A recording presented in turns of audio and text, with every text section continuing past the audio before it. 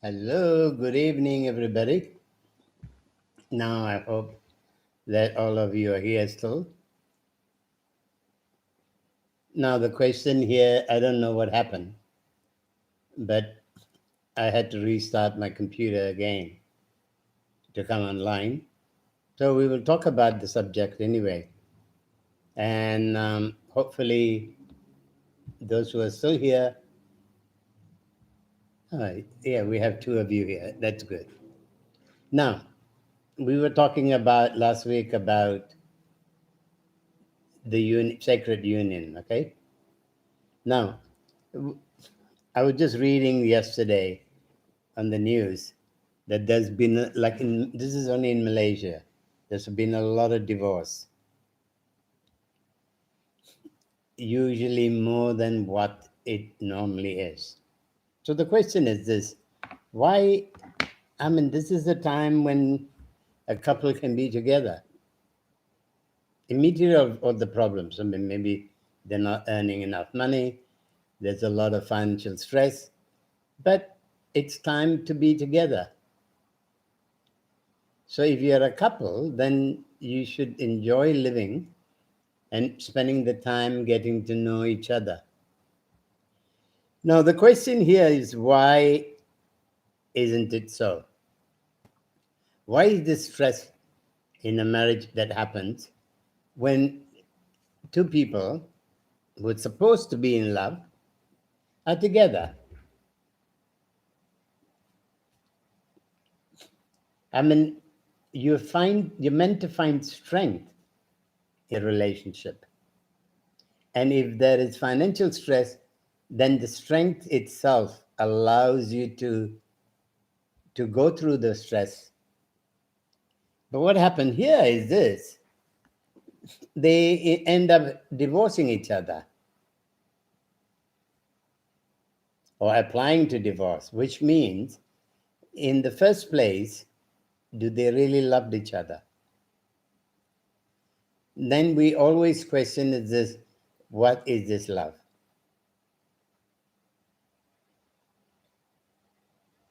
Sacred union is only when there is a sacred union between two people, that is two spirits becoming one, then any amount, even if they're going to be in the street begging, they will still feel that togetherness. Now, this is a common problem, which is not common problem in today's world. When people spend too much time talking rather than feeling, they talk about their differences, they talk about, what they have to do, they talk about the negative discussions. So basically what happens is, then when you're trying to, okay, whatever your qualification is, being intelligent is not about how well you've done in your education or how well you can do a particular job. Because most people these days, they are more geared into one aspect.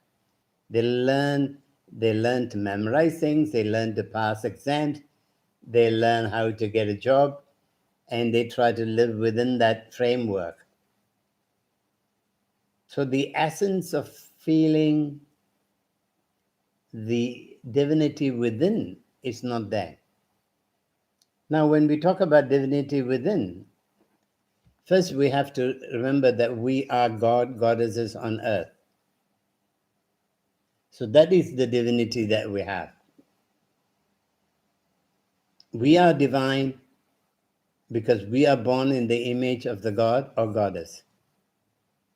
And within our body, that's why they say, those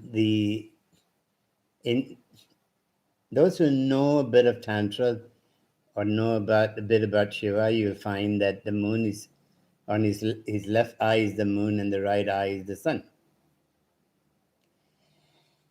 And those who know about sexuality, the real sexuality, not about sex, you will find that the Shiva Shakti is within you.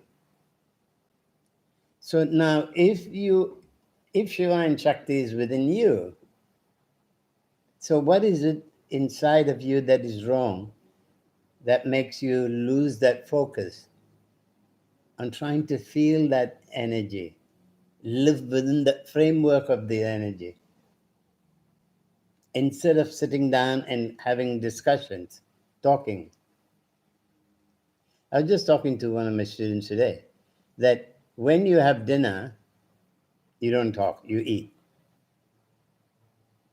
A lot of people create a lot of stressful conversation over a dinner table. This is a cultural thing. In basic Tantric tradition and Hindu tradition, for centuries, it's been that way. That we respect food and we focus on eating, we focus on chewing the food, we focus on so that you slaverize everything you put in your mouth and it goes, and that's itself is an art.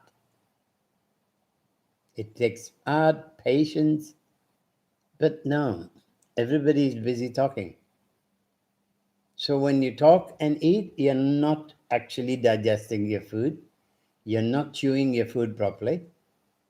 You're not salivarizing your food properly, and you're putting it in. So what happens is that when your stomach, when your digestive system is affected, your emotions are also affected. So basically, your discussion goes into a very emotional area. It's not about just relaxing and being together. I've been in the food industry in my early days. And that's what happens in a lot of times when people are going out to dinner. Sometimes do you find they're not talking to each other, or when they're talking, they're not in a nice mood. Or they come together in a big group and enjoy themselves in their drinking, in that the friends are together. But in all of it, that real process of eating is missing. So when the process of eating is missing, you are missing out in one of the basic things that you do. Then you don't digest your food properly. You get emotional because the energy in your digestive system, energy within your colon don't function very well. Then there's a lot of gas in your system, and then eventually the emotions becomes a lot more difficult to manage, and then your hormones kicks in as well. So you have this whole culmination of things that happen that destroys you. First thing is just ask yourself when you buy a dining table, why you're buying a dining table. It's to dine. It's to be together with the family and dine and find peace within the family. Not to have war. So principally, there's something wrong with the way our society is living. There's principally wrong in the way that we connect with another soul. That union that we make with somebody else, is it real union? Is it the reunion of souls? Or is it a union of need? Okay, when you need someone, you put pressure on them. Because then it's not love. Because otherwise you just hold each other's hands and you can feel the love. You can be connected, like for instance, if you're watching TV together, because everybody watches TV. You can sit at each end of the sofa, but having each leg on each other. So you find that you can either do foot massage for each other, or you can sit very close to each other holding hands and enjoying the movie. Or one of you lying on the other person's lap. In that way, You don't have to talk, you have to feel. You get a moment that even though that you're watching TV, you're doing different things, that connection is there, that union is there, that feeling is there. Half the time you don't even, the person who's lying down on the lap will not be watching the movie for long. Because that is the secret of non-verbal communication. That is to be together and not verbalizing, because you're not that intelligent. I have yet to meet a person who's intelligent in every level of life. There's always some place that we're not good enough. Even at 78, I'm still learning. If you're always learning, then don't talk too much. Unfortunately, I have to be talking here because I'm the only one talking and you're listening. But generally speaking, try not to talk too much.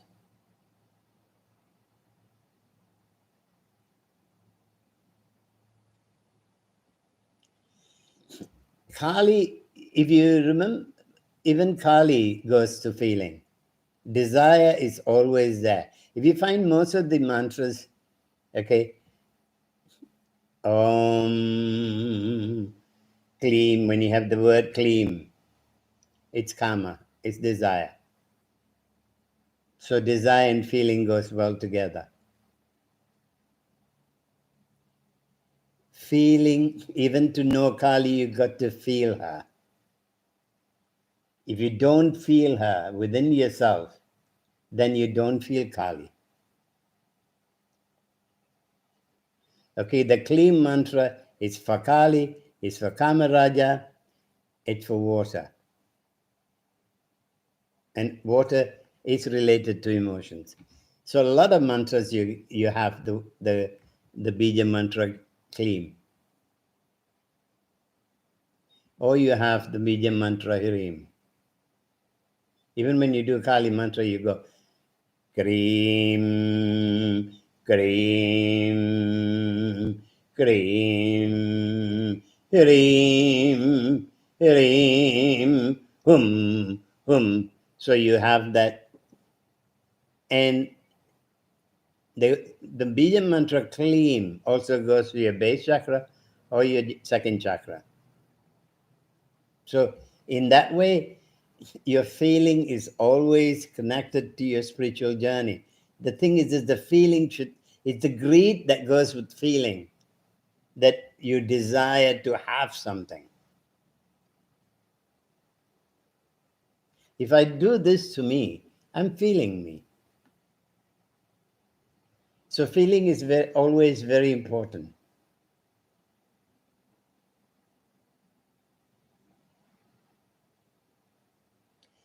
Now, feeling and attachment is two different things. Attachment is when the feeling you're trying to do something for somebody else. Okay? When you attach that feeling that you're doing for someone else, then you attach to that someone else. But when you're doing the feeling, okay, feeling, touching, whatever, if you're feeling everything is for within you, then there is always that essence that the attachment is not there, because attachment comes when you need something. Here, you don't need anything because you are everything. That feeling that you have is about you, your expression, your being, your inner divinity. Everything is Maya, but Maya is also that feeling.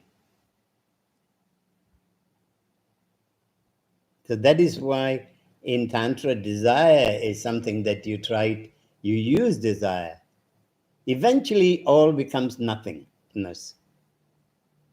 But we don't talk about nothingness until we get to the stage of feeling. Until we come to that level when that feeling becomes nothingness. So you use feeling, you use desire to overcome that desire.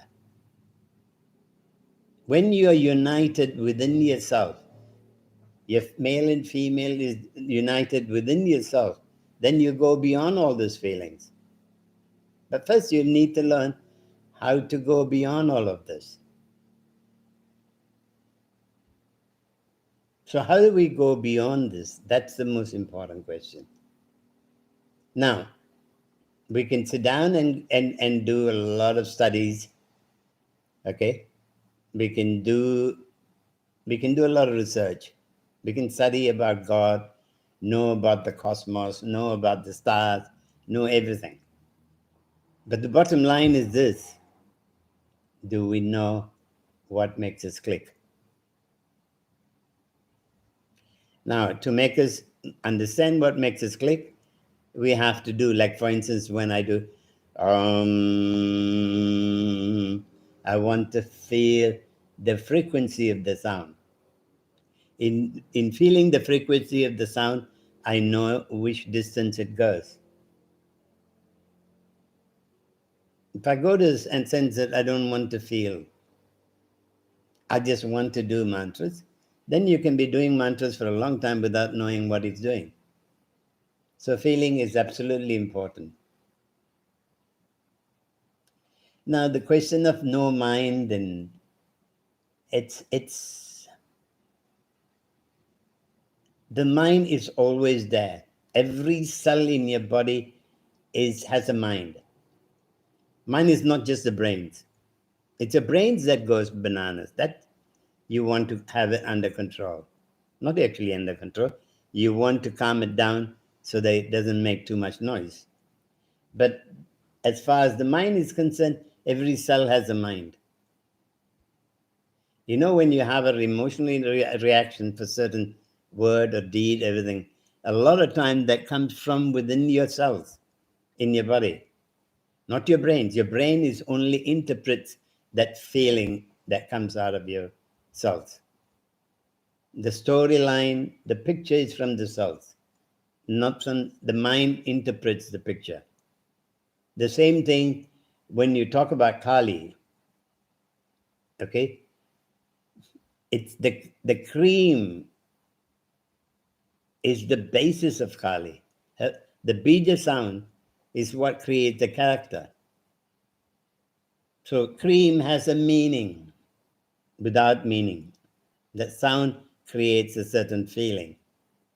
And for that feeling, we give a picture, an image of Kali. Because if you look at different sages or different artists, paint Kali in a different way. The statue that I have in India is different. And every time we repaint it, I said, no, I want her in this way.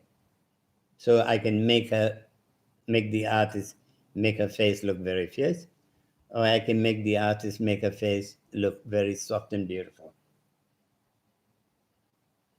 The reason why? Because within me, that's what I feel about her. So in everything, feeling is important, but not an intellectual brain thinking feeling. When the brain interprets the feeling, that's when the trouble comes. But the feeling has always got to be there.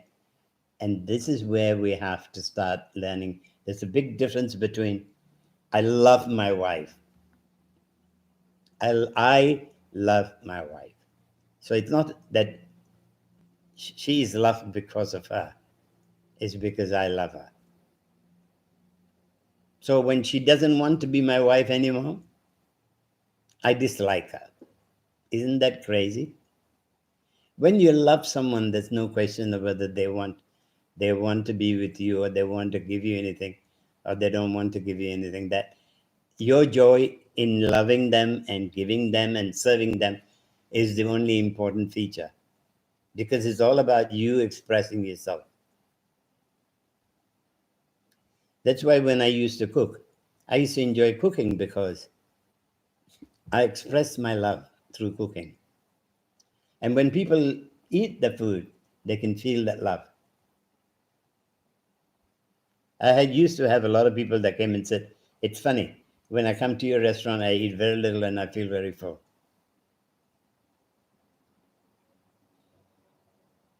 Whereas a lot of other places, they need to eat a lot to feel that same energy. It is the energy that you put out, what you feel about it. Now, it's an English word, okay? In Tamil and English, and Tamil and all that, it's a bit different. Different words are used in different ways. So let us learn to love. So we can't blame the coronavirus and being locked down and being home as the reason for us to divorce. That love is always there, whether they're going to be, whether you are stuck. I mean, I've been stuck in this house for 2 years now. One, because basically I choose not to go out, because I don't like the idea that I have to go everywhere. I have to go, I have to line up, I have to wait. And somehow in Malaysia, at least, a lot of people don't understand social distancing. They virtually come to your back, sit nearly close to you. And the other day we went to the immigration department. They had all these lines made for social distancing, but everybody was standing near the officer, very close. And the officer didn't even tell them, can you go and stand according to the line? Because that is not part of that belief system. If for them, being close to each other is more important than the social distancing. So it's another thing, it's a mechanism in the brain, how we decide. But when you're with your wife and children, you don't social distance just because you're stuck at home. But you make sure you don't go out and bring it back to home, the virus. So so for me, I think the coronavirus was a good thing in a way. It makes a lot of people learn who they are. They had enough time to find out who they are, what their limits are, and whether they actually love themselves.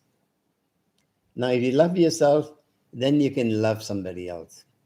But if you don't love yourself, you can never love somebody else. As I always say to everyone, don't look at the shopping list that you create about the other person. Create your own shopping list. What can I offer to a relationship? What makes you happy? What makes me happy offering certain things? So when I look at a partner, I look at someone who would accept my offerings. And what the other person wants to offer is their own business. Okay, is what they receive. If they know how to receive, they would enjoy being with me. If they don't know how to receive, my bad luck and their bad luck. But it doesn't mean that I'm going to stop loving them and being nice to them. It's just that the dance won't be as powerful as it could be. Because the bottom line, I'm responsible for my happiness. I'm responsible for the love I want to share. It's not a tap. It cannot be turned on and turned off. So we have to register that factor. That is why in the Indian system, we have Vedic astrology. Even then, a lot of Indian families don't follow it exactly to the rules. And then they blame, oh, we did our Vedic chart and it still didn't work out. Yeah, because if you look at some of the features, but then you don't look at whether which planet rules you, which planet rules your partner, and what are the conflicts that can come up in this. They don't put a lot of emphasis on that one. They look at the emotional lifelong, whether they're going to live very long together. But Vedic astrology, when you follow it exactly to the, you get all 36 points, or at least most of the 36 points, but most of all, the communication points. Whether two people can communicate without words, or whether they need to argue to, whether they need a lot of words to express themselves. When you need a lot of words to express yourself, then you're in trouble. So I would always advise everybody that wants to do counseling work, because some of you that are joining me every Saturday also work in the counseling work, where you're sharing, where you're helping others to feel. You should learn Vedic astrology, not as Western, but Vedic.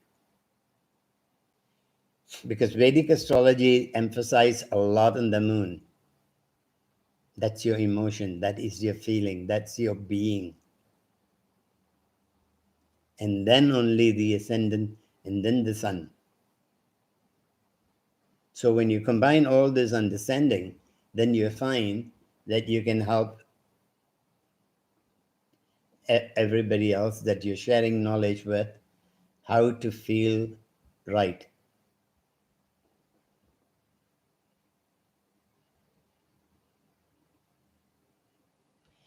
Now, the question is this: I do offer online teaching, or I do offer online counseling with Zoom.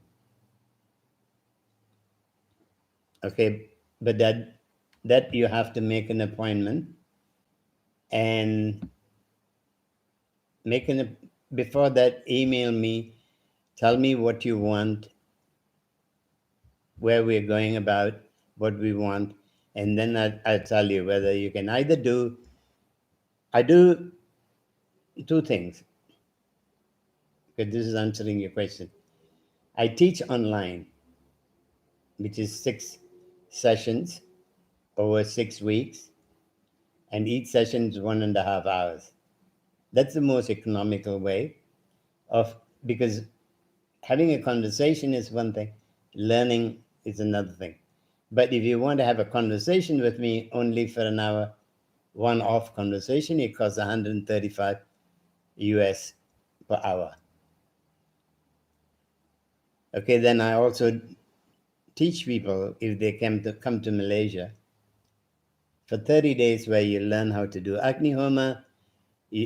But what is most important is this: actually invoke all the sounds into your body rather than you doing it, which makes your journey a lot easier.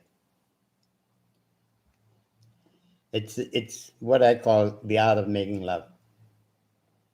When I talk about art of making love, I'm talking about two subtle bodies, two spirits talking to each other. It's not about sex. It's not about the normal love that we talk about. So that Tantra is a very unique subject. It has it can take care of every essence of your life. But remember, you got to remember that you got to decide on the journey. It's not a thing that you do it in 1 week or 6 weeks, and then you find that you're already on the path. I mean, I've been spending the last 3 weeks with a new student of mine, a couple, only talking, trying to, before we can even start doing mantras, because the thing about doing mantras is this: you activate whatever is within your body. Now, when you want to activate Kali, you can activate Kali with the energy, with her sound. But if you don't also learn the simple rules of life, and you're still busy, your head is still very busy, and there's still a lot of emotional memories in your body at the cellular level, then you find that you need to take this as a path if you want to go beyond that. Like some of my students, they've been with me for 2-3 years now, and still a lot for them to. It is not about me teaching you, it's about you experiencing certain things and me giving you another solution. The exploration is yours. I'm not going to spoon feed anyone. You have to explore the journey. I'm only here to question what you're doing and how to look at it in a different way. Same thing with what we're talking about, union of the souls. The union of two souls. It's something which is very natural, yet we have lost that natural essence because we put our ego beyond the union. And you can't make someone change that thinking. If they are going to be stubborn in their head, you can't do anything. It doesn't matter whether you have the best chart in your your blueprint was perfect. Just one planet, say Mars or Saturn or Ragu, one planet can change that if your ego gets into play. And then even a saint can be a villain. So the ego is a very funny thing. It sort of takes over, and I've known a lot of Deva Brahmins that the highest, they've worked very hard in their past lives to become a Deva Brahmin. And having been given that choice, they still are in trouble. So there's a big essence in life. I mean, the opportunity to learn and to be divine and happy is absolutely possible. It's not easy, but you can enjoy all the way. Each time your enjoyment is better. And then each time you find that the level that your emotional self react with you is less.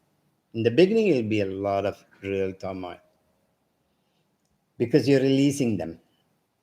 Then you go into the deeper root ones, and then the deeper layers and layers. You clean layer by layer, until you meet your spirit. And when you meet your spirit, then there's nothing to talk about. Then everything goes beyond words, beyond feeling, beyond attachment, beyond Maya. But first, you need all of it. You need to be part of everything, and you need to learn how to go beyond it, just going beyond it. Just feeling that fine tuning yourself.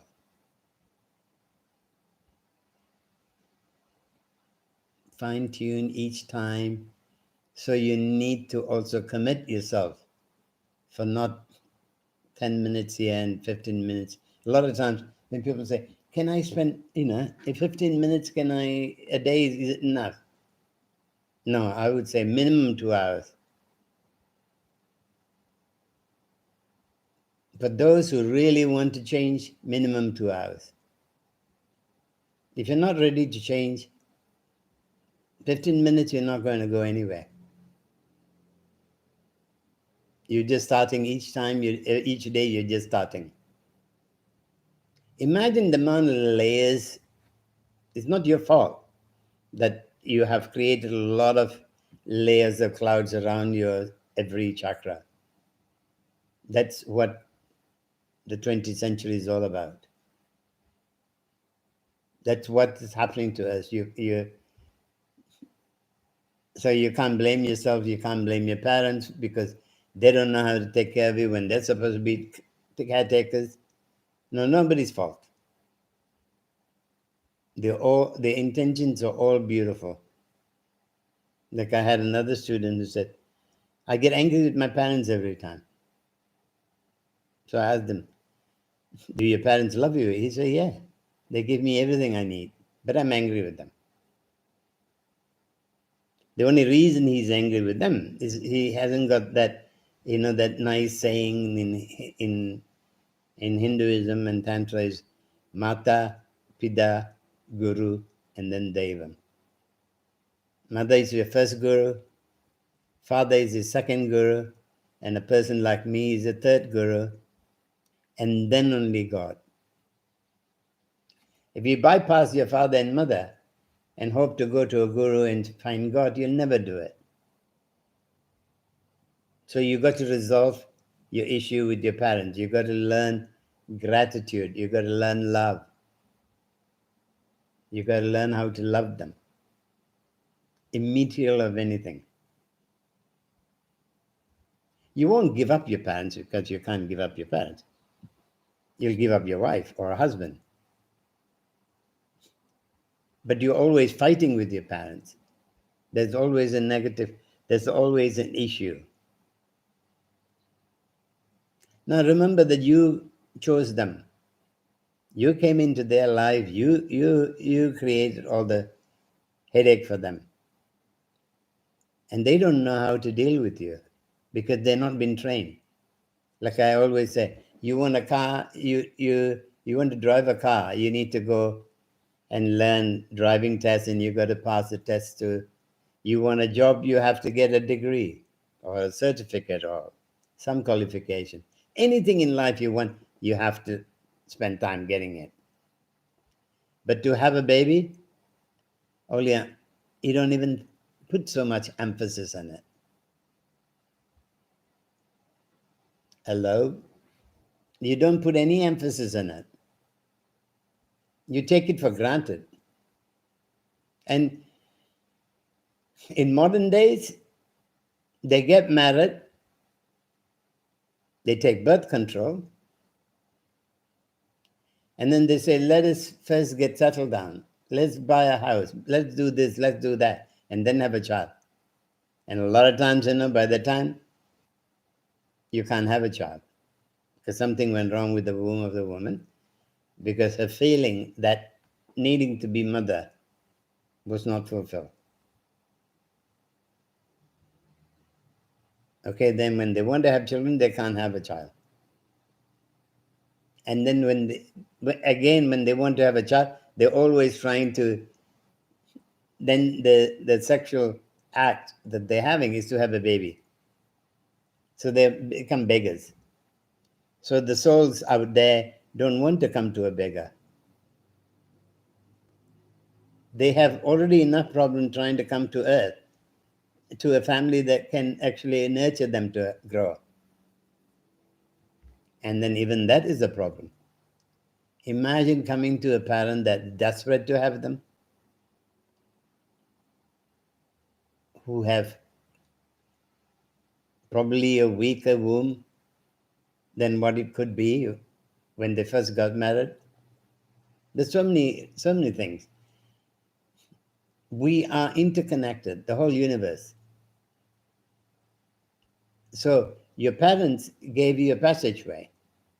And if you're born with all your parts functioning properly, you should be very, very grateful. Because in this age, a lot of children are born autistic, a lot of health problems. And if you don't have any of those, boy, you should worship their feet every day. That's what a lot of Hindus used to do in the early days. Now we try to put our hands on, these days the children want to put their hands over the parents and talk to them as though they're friends. No, no, no. Our parents are like God, goddesses to us. But we all did. I did as well. Taught my parents were a lot of things when I was young. Thank God for me, I realized it very fast. And then I learned to love them and enjoy them completely. So I didn't have to have that feeling that, I have something unsolved with them. I solved that when I was about 15, 16. But 17, I understood absolutely why and how my relationship with them is. So when you think in terms of starting this spiritual journey, learn one thing. You have to first deal with the first issue. You have to learn to worship your parents. Mother is the first guru. And for women who are here, who may think of having children, or who have daughters that are going to think of having children, be ready to be a mother. Motherhood is not about just having a child. So you say, I have a child, like every other woman. You hear a lot of women when they come to nearly 29, 30, they feel the pressure that they need to get married. And then they have the pressure of having children. They have the pressure of having a home. No, having a family, you don't need any of those. I've been a spiritual drifter for 47 years. In between, I've had 3 boys and 1 girl. And when I had my first son, I was still going, like traveling. I used to travel from state to state, spend 1 year in one state and then move on. Only when my third son came by, then I decided, okay, now I need a bit more stability because I have a bit more responsibility. And never thought of having a house. Never invested money on a house. Until I went to India and built the temple and built my home there. But, even that mother moved me out of there again. So now I don't live there, I live in Malaysia, where I'm paying rent again. Because I don't want even that, having built the temple, built my home there, is an attachment to it. I have a responsibility towards that place. I have people maintaining it. I have to pay money because there's the temple there. If there's no temple there, I would have sold it a long time ago. Because a lot of Indians are scared to buy a temple where there's a Kali statue, 6 foot tall Kali statue there. They say, no, if you can move the temple or you can keep the temple, we want the land. I said, no.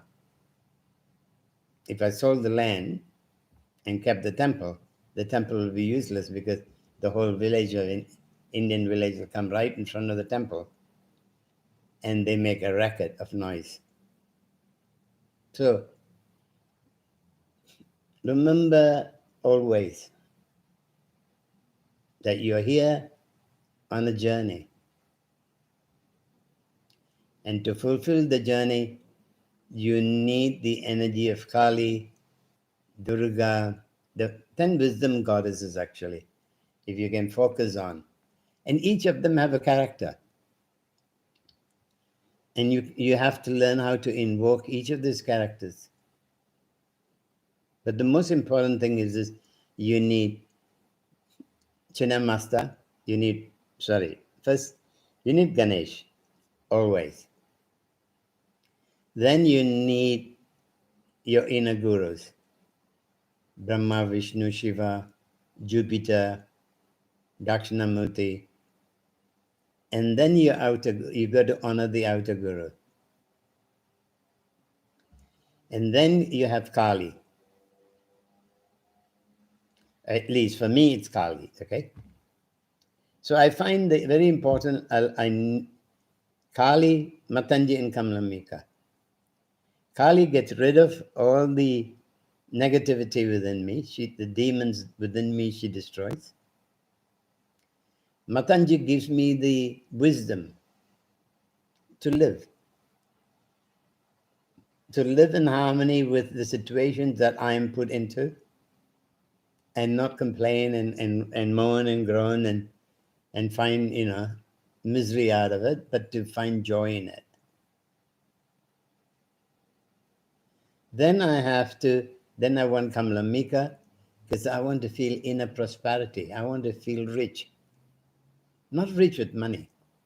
I've never been one for totally focus on money. I mean, you need to earn, and I keep my day in such a way that I work for a few hours.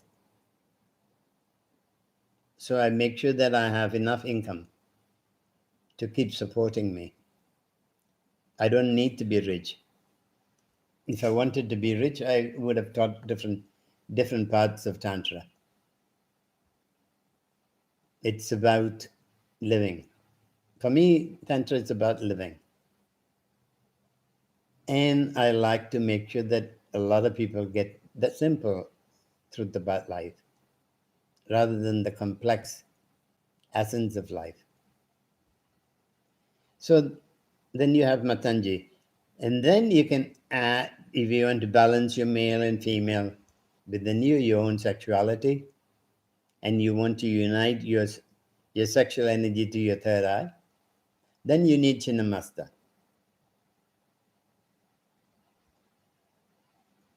Okay?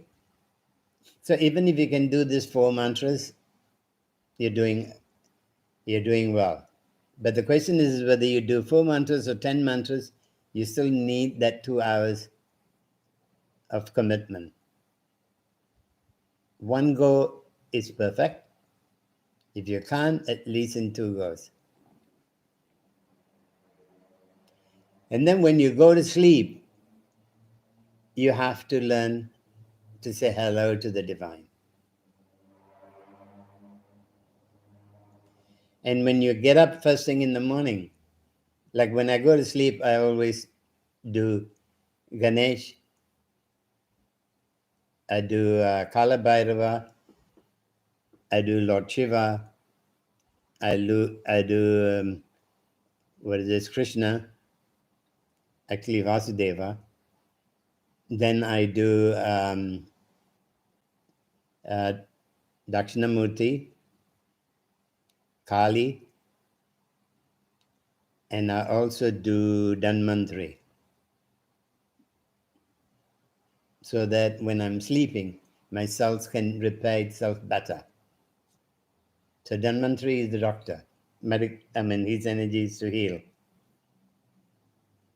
That's when I'm going to sleep, in my mind, not loud. When I do it aloud, when I do it in a humming voice, I get too energized. Then I can't sleep. But when I do mentally, I go to sleep very fast and easy. Then when I get up, I spend a few minutes doing Mother Kali mantra before I get out for the day. This is only here and there. And then you need to do your practice again. So you basically, you keep improving every day. And whatever problem come into your life, you just say yes. You look at it, smile at it, and you keep going. Because you know you're on the right track. You know you're going ahead in life. And you got to remember this, yes. Yes. Bija mantras also give you youth. Also makes you, it slows down. It's not anti-aging.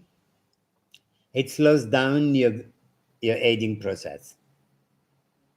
It gives you enough energy to keep going on this world. Okay, so those who, it's good for everybody to go to an astrologer or go to Extra Sage.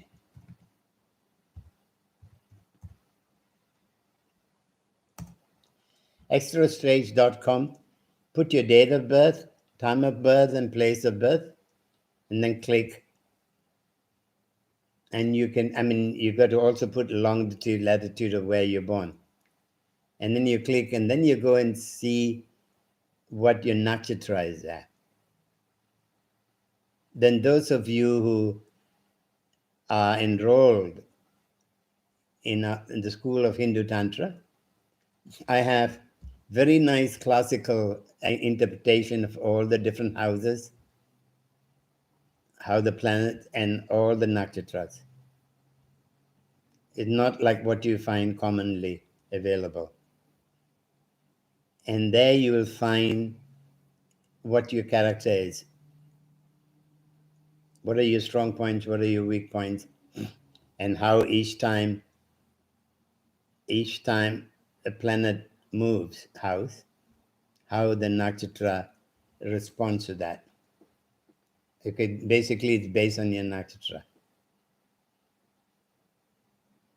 And that one you can't find it in Western astrology. Once you do this and you keep looking at your chart, you realize that Vedic gives you a better understanding of yourself. Now what? Okay, let me do Ganesh mantra again. Om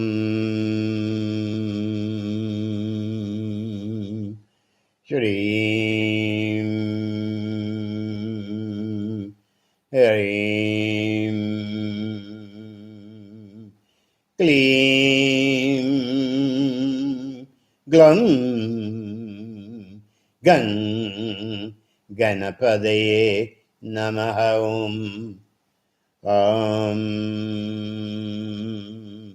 Shreem Hreem Kleem Glum Gang Ganapadaye Namaha Om. So when you do this mantra, make sure you feel it in your spine. Then I like to do Kali mantra. Om Kareem Kareem Kareem Hareem Hareem Hum Dakshani Kalike Kareem Kareem Kareem Hareem Hareem Hum Swaha Om Kareem Kareem Kareem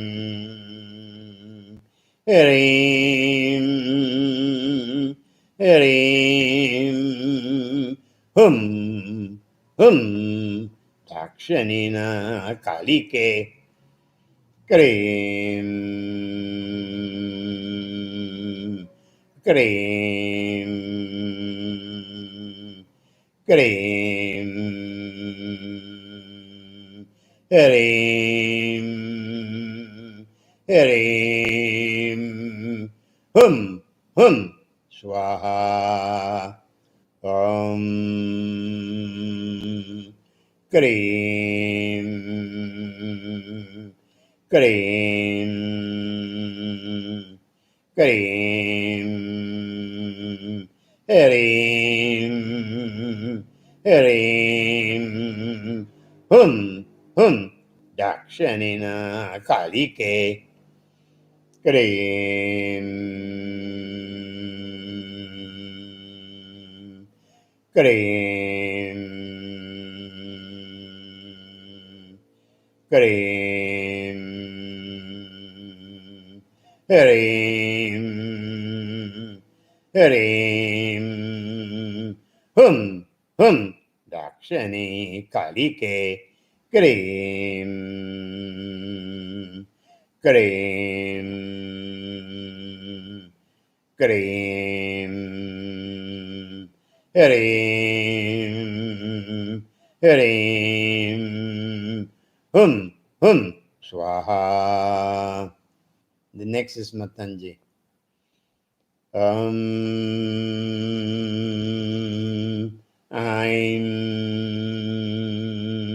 Hareem, I'm Shreem, Srimatangeshwari Swaha. I'm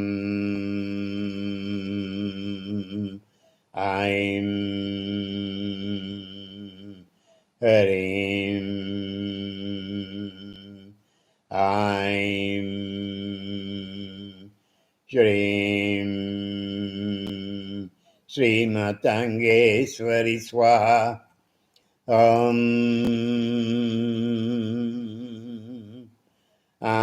Shreem, Hareem, Shreem, I'm Kamalamika Swaha. Shreem, Hareem, Shreem, I'm Kamalamika Swaha. Shreem, Hareem, Shreem, I'm Kamlamika Swaha. If you can do these 4 mantras regularly, you find that your love life would be a lot better. And then you find that the union between you and your partner the bridge can be closer. Shorter bridge rather than a long bridge. Okay, everybody, thank you for being here. Vanakkam. And see you all next week again.